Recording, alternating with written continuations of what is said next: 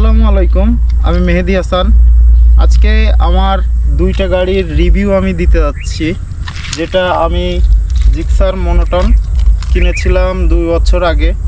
এটাও SF, Gixxer SF, এটাও 2 বছর আগে আমি কিনেছি। এখন আমরা দুইটা গাড়ির কেমন কি ফ্যাসিলিটি এবং দুইটা গাড়ির কেমন কি দাম, এটা সম্পর্কে আপনাদেরকে জানানোর চেষ্টা করব। আমরা যদি জিক্সার মনোটন দেখি তাহলে 2 লাখ টাকা অনুযায়ী এটা অনেক ভালো একটা গাড়ি।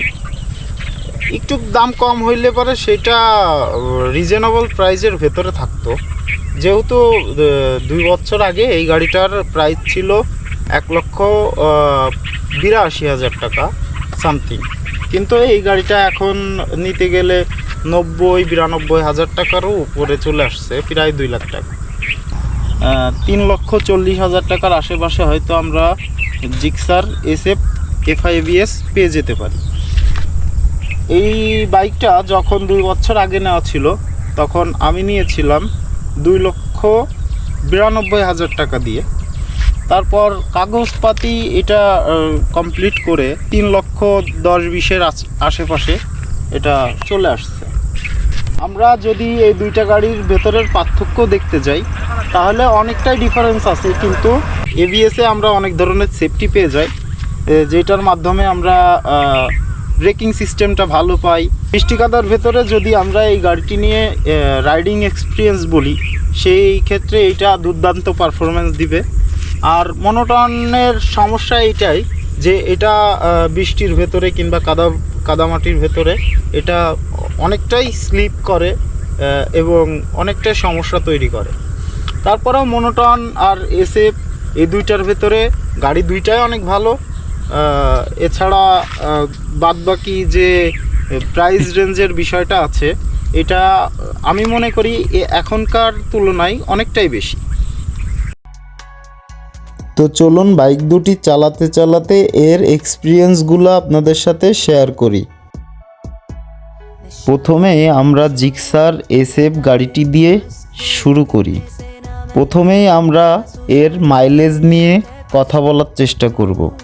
1 লিটার ফুয়েলে বাইকটির মাইলেজ আমরা পাচ্ছি 45 কিলোমিটার প্রতি লিটারে। এটি শুধু হাইওয়ে রোডের জন্য। শহরের ভেতরে আনুমানিক 40-এর ভেতরে থাকবে। এবার এই বাইকটির ব্রেকিং সিস্টেম নিয়ে কিছু কথা বলা যাক, যেহেতু এই বাইকটি ABS। বাইকটির রয়েছে 2টি ডিস্ক ব্রেক। সামনের চাকাটিতে ABS সিস্টেম চালু থাকায় সামনের চাকাটি স্লিপ করে না, এই জন্য অ্যাক্সিডেন্টের ঝুঁকিটাও অনেকটাই কমে আসে। বাইকটির সিটিং পজিশন অনেক ভালো থাকার ফলে দীর্ঘ সময় রাইড করলেও এটি থেকে কোনো পেইন আসে না। বাইকটি যদি কেউ নিতে চান তাহলে অবশ্যই বাইকটি ভালো হবে। তো চলুন এবার মনোটন রাইড করে আপনাদের মনোটনের কিছু সুবিধা এবং অসুবিধা সম্পর্কে জানানোর চেষ্টা করি। চলে আসলাম মনোটন বাইকটি নিয়ে। প্রথমেই বলে রাখি, শহরের ভেতর দিয়ে যদি rough and tough bike use করার পরিকল্পনা থেকে থাকে তাহলে জিক্সার এই বাইকটি হতে পারে আপনার মোস্ট ফেভারিট একটি বাইক। বাইকটি শো না থাকার জন্য এই বাইকটি রাইড করে অনেক মজা।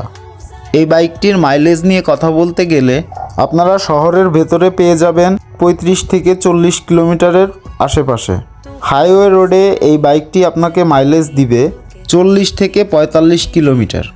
এর ব্রেকিং সিস্টেম নিয়ে কথা বলতে গেলে সামনের চাকায় আমরা পেয়ে যাচ্ছি ডিস্ক ব্রেক এবং পিছনের চাকায় একটি ডাম ব্রেক। ব্রেকিং সিস্টেম অন্য বাইকের তুলনায় অনেক ভালো।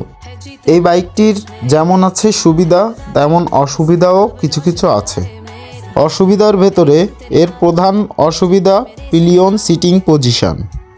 বাইকটিতে ব্রেক করলে পিলিয়ন একটু সামনের দিকে এগিয়ে আসে।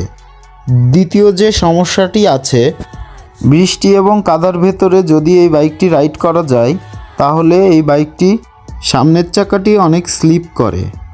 এই ধরনের কিছু কিছু সমস্যা ছাড়া বাইকটি অল্প বাজেটের ভেতরে অনেক ভালো। আমাদের ভিডিওটি কেমন লেগেছে এটি অবশ্যই কমেন্ট বক্সে জানাবেন। এছাড়াও আমাদের সাথে যুক্ত থাকার জন্য আমাদের পেজটি ফ্লো এবং ইউটিউব চ্যানেলটি সাবস্ক্রাইব করে রাখতে পারেন। ধন্যবাদ, সবাই ভালো থাকবেন।